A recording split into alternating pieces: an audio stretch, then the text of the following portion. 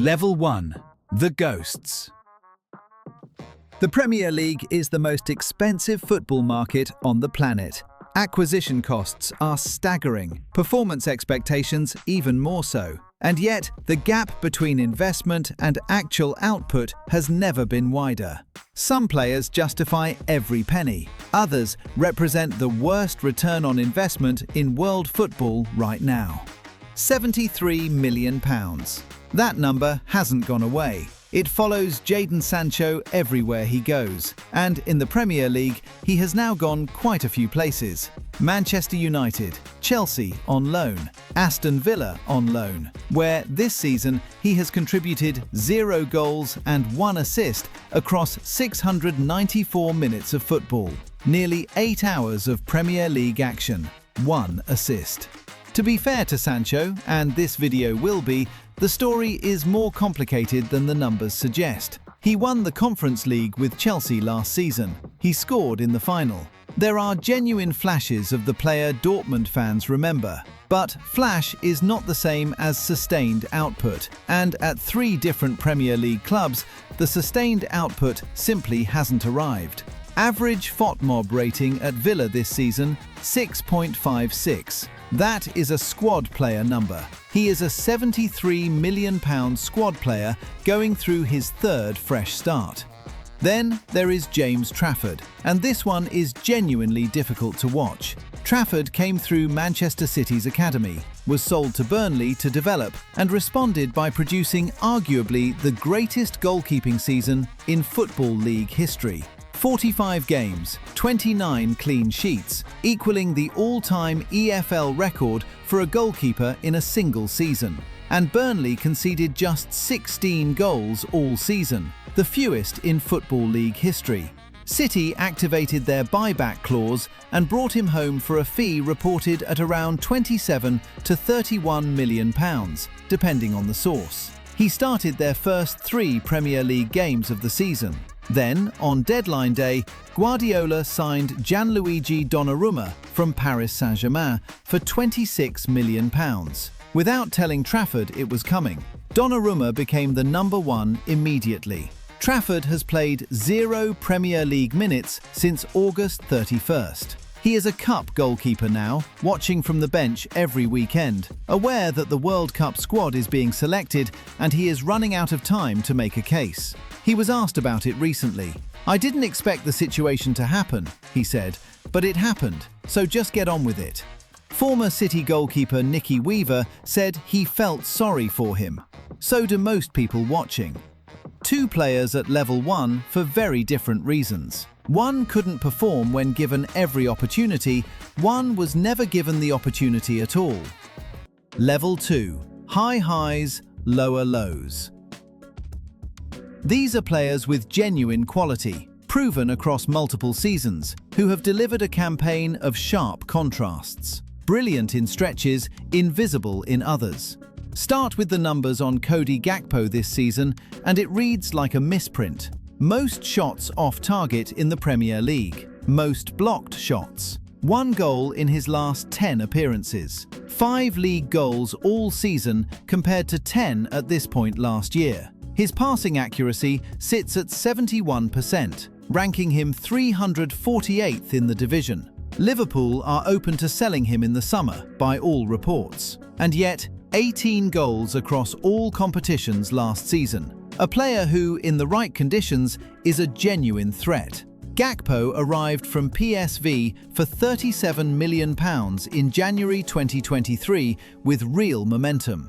The problem isn't talent. The problem is that this season, Liverpool gave him the keys and he couldn't start the car. That is a different kind of disappointing. The kind where you can see exactly what the player could be, which makes the reality harder to watch. Anthony Gordon presents one of the stranger statistical portraits in the Premier League this season. In the Champions League, he has 10 goals in 9 appearances, breaking the record for most goals scored by an Englishman for a Premier League club in a single Champions League campaign. In the Premier League, Gordon went over a year without scoring an open play goal before finally breaking the drought against Liverpool on January 31st. 4 league goals and 2 assists all season. Box touches down from 66 2 seasons ago to 16 this term. Same player, different competition. And it is worth noting that 5 of those 10 Champions League goals came from the penalty spot, which doesn't diminish the record, but it does complicate the narrative. The open play tally tells a more nuanced story. A player who is genuinely dangerous in European football, but whose domestic influence has quietly hollowed out. The Premier League version is someone Newcastle can't drop, but can't quite rely on either. Level 3. The Arrivals. Level 3 belongs to players in their first or second full season at this level. The quality is real. The question is whether it lasts. Liverpool paid £69 million up front, with the total package rising to £79 million, including add-ons, for a striker most Premier League fans couldn't name 6 months ago. Hugo Ekitike had spent just over a season at Eintracht Frankfurt, 22 goals and 11 assists in 48 appearances across all competitions. And that was enough for Arne Slot to make a move.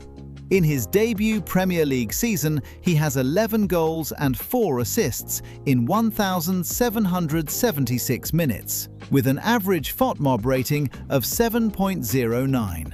For context, that output rate makes him more productive than several players who will appear higher on this list. He is 23 years old, and the trajectory is pointing sharply upward. Then there is Morgan Rogers, who took a different kind of journey. Released by Manchester City at 19 without a single first-team appearance, he worked through Lincoln City, Bournemouth and Blackpool on loan, earned a permanent move to Middlesbrough, and from there caught Aston Villa's eye in January 2024. In 2024-25, he won the PFA Young Player of the Year award, only the 5th Villa player ever to do so. This season, he has 8 goals and 5 assists in 29 appearances. ESPN ranked him 12th among the best attacking midfielders in the world. Some media have drawn comparisons to Musiala. Others have mentioned Rooney. The player himself just keeps scoring. Benjamin Sesko cost Manchester United £76.5 million last summer and spent the first 4 months of the season looking like a player who might cost someone their job. 2 goals in 17 appearances under Ruben Amorim. Then Michael Carrick was appointed and something unlocked. 8 goals since the change. The first Slovenian in Manchester United's history, and the Amorim to Carrick arc is one of the stranger individual stories in this season's Premier League. The 4th player at this level almost certainly isn't on your radar. Igor Thiago has scored 18 Premier League goals for Brentford this season, second only to Erling Haaland in the scoring charts. He is probably the most anonymous top scorer contender in Premier League history. Outside of fantasy football circles, almost nobody is talking about him. That will probably change. Level 4. The Nearly Men. Granit Xhaka is 33 years old. He was supposed to be winding down.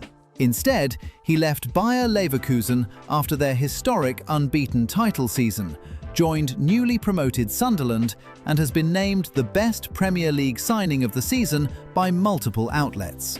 Xhaka ran Arsenal's midfield for years, won a Bundesliga title at Leverkusen, and is now doing it again at an age when most players at his level have taken the money and gone to Saudi Arabia.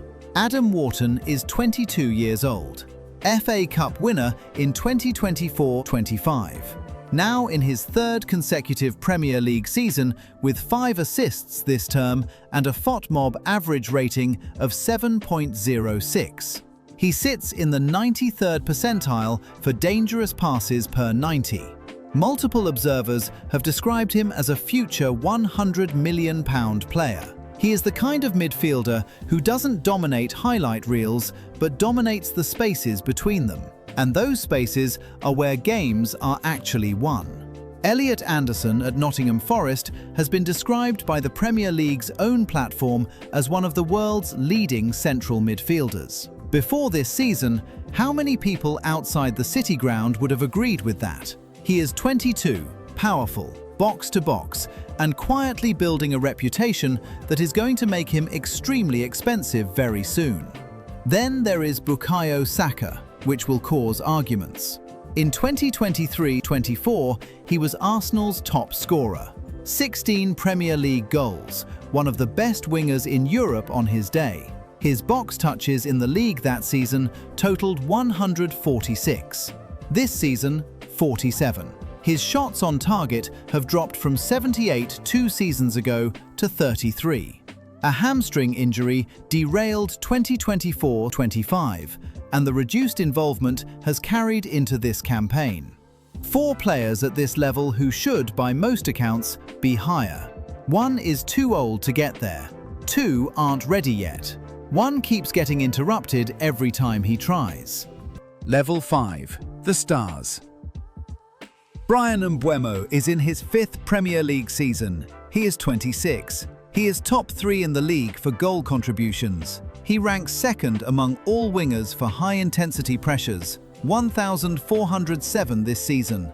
And still, when you say his name to a casual football fan, there is a slight pause before recognition arrives. Mbeumo has been quietly and consistently excellent at Brentford for 5 years, while the spotlight moved to bigger clubs and bigger names. He is no longer a hidden gem. He is a very good player the Premier League hasn't fully caught up with yet. Cole Palmer is a different kind of star, one the Premier League has absolutely caught up with. Big games, big moments, the Chelsea number 10 role carried on his back since the day he arrived from City. He is the most creative player in the division when the occasion demands it. The reason he sits here rather than higher is simple. The season has had too many invisible stretches. Elite players do not disappear for 5-game runs. Matheus Cunha spent 2.5 seasons at Wolves, producing some of the most watchable football in the league. 29 goals and 13 assists, often single-handedly keeping a struggling side competitive. Manchester United paid £62.5 million for him last August. His numbers at United this season, 6 goals and 2 assists in 26 appearances, look modest on paper. But his goal at Arsenal in January, the winner in a 3-2 victory, was United's first league win at the Emirates since December 2017. He has described himself as a maverick who prefers freedom over structure. Old Trafford is currently offering both, which might explain why his best form is only now starting to arrive. Then there is Bruno Guimaraes, who has been Newcastle's best player for 3 seasons running and still somehow exists on the edges of the wider conversation. 9 Premier League goals this season from central midfield, a FOTMOB average rating of 7.63, the highest of any midfielder in this video, and 145 appearances for Newcastle with 29 goals and 23 assists in the league. He is a player too many people outside St James's Park haven't caught up with yet. Given that Manchester United and Arsenal are reportedly both trying to sign him, that oversight won't last much longer. Level 6. Close to perfection. These are the players who have delivered sustained, elite-level performance, players where the data, the eye test, and the results all point in the same direction. When Arsenal concede only 69 shots on target across an entire Premier League season, 33 fewer than any other team in the division, a significant portion of that credit belongs to the man at the centre of their defensive structure. William Saliba has played 1,985 Premier League minutes this season, with an average FOTMOB rating of 7.13, 1 yellow card, 0 red cards. When Saliba starts, Arsenal win approximately 74% of their matches. When he doesn't, that figure drops sharply. He has played alongside Gabriel Magalhaes for 3 seasons now, and the debate about which of the two is Arsenal's most important centre-back is one of the most interesting in the league. Virgil van Dijk is still Virgil van Dijk. At 33, Liverpool's captain commands the defensive line with the composure that most centre-backs spend entire careers trying to develop. A handful of poor individual moments this season, moments that would go entirely unnoticed from almost anyone else, as well as some inconsistent seasons, are the only reason he sits here rather than one level higher.